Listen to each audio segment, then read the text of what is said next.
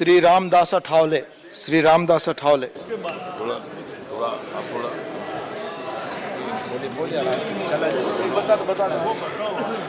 Deputy Chairman sir, I strongly support this bill. I strongly support this bill. अब जाग जाएगी जम्मू कश्मीर की हिल, अब आतंकवाद हो जाएगा नील, इसलिए मुझे अच्छा हो रहा है आज फील। आज का दिन नहीं है काला। डिप्टी चेयरमैन सर, आज का दिन नहीं है काला, इसलिए मैं पहनाता हूं नरेंद्र मोदी और अमित शाह को फूलों की माला। अब अलगतावादियों के मुंह को लग जाएगा ताला।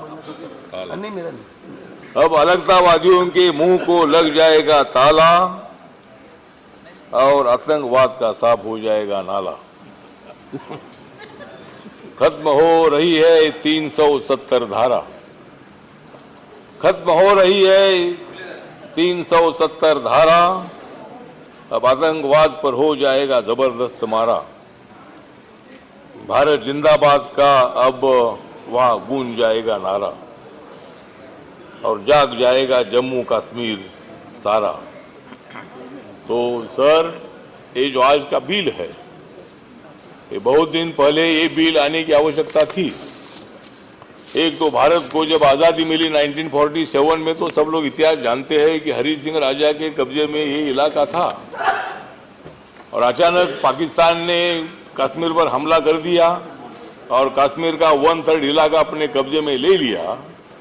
तब हरि सिंह राजा और पंडित जवाहरलाल नेहरू जी में जो मतलब बातचीत हुई, एग्रीमेंट हुआ, उसके मुताबिक मतलब जम्मू कश्मीर को भारत से जोड़ने का निर्णय हो चुका। और आप लोग जानते हैं कि तब गोपाल स्वामी अयंगार जी ने संघीय संविधान सभा में धारा 306A, जो बाद में धारा 370 पर बनी, इसका प्रारूप मतलब किया था और इसीलिए जम्मू कश्मीर को भारत के अन्य राज्यों से अलग अधिकार में मिला था। तो मुझे लगता है कि ये क्या है अधिकार, तो भारत के अन्य राज्यों के लोग जम्मू कश्मीर में जमीन नहीं खरीद सकते हैं।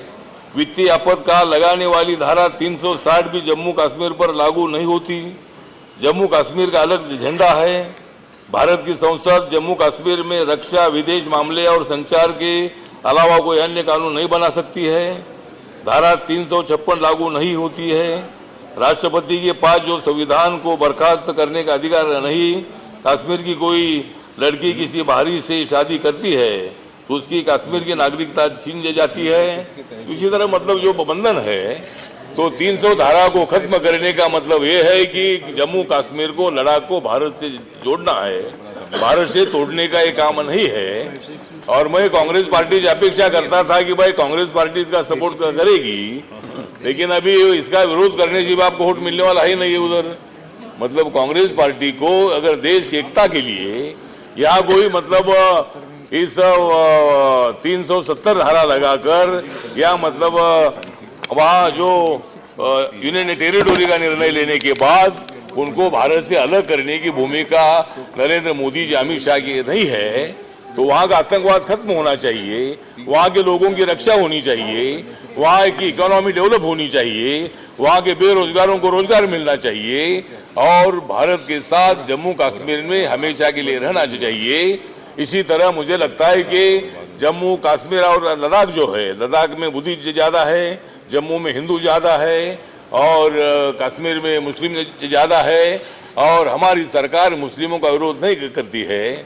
कश्मीर हमारा तो सिर है, एक सिर हमारा तोड़ने का काम पाकिस्तान ने किया है, हमारा 1/3 सिर उन्होंने तोड़ा है और इसीलिए मुझे लगता है कि अभी ये तो निर्णय हो चुका है 370 कलम लगाकर जम्मू कश्मीर लद्दाख को भारत से जोड़ने की मतलब एक प्रक्रिया जो है ये एनडीए सरकार ने पूरी की है, मोदी सरकार ने पूरी की है। इसीलिए उनके ऊपर कोई अन्याय बिल्कुल नहीं है और वहाँ के लोगों पर बिल्कुल अन्याय होगा नहीं। वहाँ टाटा, बिरला, मफतलाल, बजाय यहाँ से लोगों को बताएंगे कि वहाँ जाइए, कारखाने निकालो और वहाँ के बेरोजगारों को रोजगार दीजिए। इसी तरह का काम हम चाहते थे और राम गोपाल जी आपसे भी अपेक्षा थी कि आपने इधर सपोर्ट करने की आवश्यकता थी। बहुजन समाज पार्टी ने सपोर्ट किया, आपकी क्यों नहीं कर रहे? मतलब बीएसपी का और हमारा ज्यादा नहीं जमता है, थोड़ा आपसे थोड़ा जमता है, लेकिन आपने सपोर्ट, ठीक बात है। तो इसीलिए थोड़ा जल्दी, मतलब आपका कहना है कि भाई ये थोड़ा बिल आपने जल्दी क्यों लाया? तो जल्दी काम नहीं करेंगे तो हम आगे कैसे बढ़ेंगे? मतलब जल्दी काम करना है तो 2 दिन बाकी है और इसीलिए बिल लाया है। इसको कि किसी को मतलब अलग रखने की बात बिल्कुल नहीं है। तो इसीलिए जो मेरी रिपब्लिकन पार्टी ऑफ इंडिया है और बाबा साहब अम्बेडकर जी के संविधान के मुताबिक ही ये मतलब जो नया कानून है, बाबा साहब अम्बेडकर जी ने नया कानून बनाने का अधिकार पार्लियामेंट को दे दिया है और उसके मुताबिक इस कलम को हटाकर जम्मू कश्मीर को मजबूत करने की भावना से ये बिल लाया है। या कोई पांडेचेरी को तमिलनाडु में जोड़ने का विषय बिल्कुल नहीं है। तमिलनाडु पांडेचेरी को मतलब अलग स्टेट का दर्जा दे दिया है।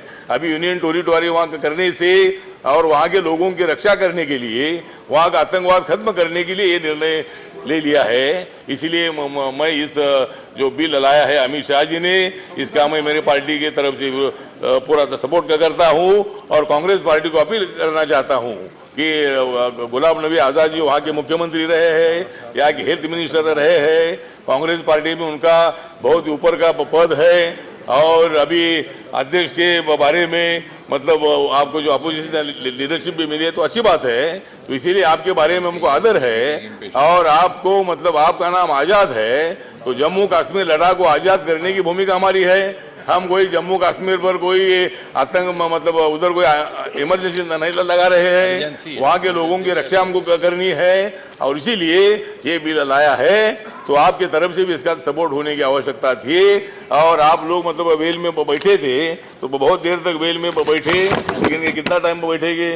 मतलब बैठे, हाँ 1 घंटा, हाँ मतलब बैठे 1 घंटा बैठे तो नहीं, ठीक बात है, आपको अधिकार है वेल में बैठने का, आपको अधिकार है। तो इसी तरह मैं आखिर में इतना ही बताना चाहता हूँ कि नरेंद्र मोदी सरकार ने 370 कलम को हटा दिया है।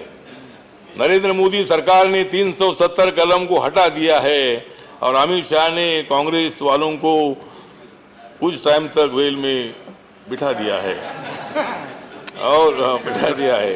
भारत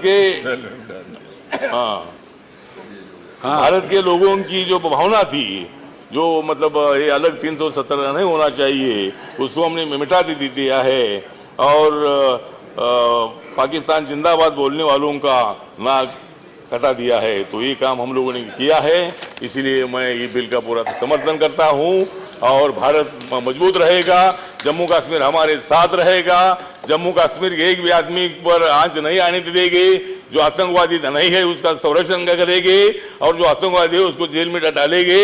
और ये काम करने के लिए ये मतलब हमारा कलम आया है और इसीलिए मैं अमित शाह साहब का आभार व्यक्त करता हूँ कि आपने एक बिल बहुत अच्छा लाया है और देश की एकता को हमको मजबूत करना है। इसीलिए मैं मेरे पार्टी की तरफ से इस बिल का समर्थन करता हूँ। जय भीम, जय भारत, जय जम्मू कश्मीर और लद्दाख।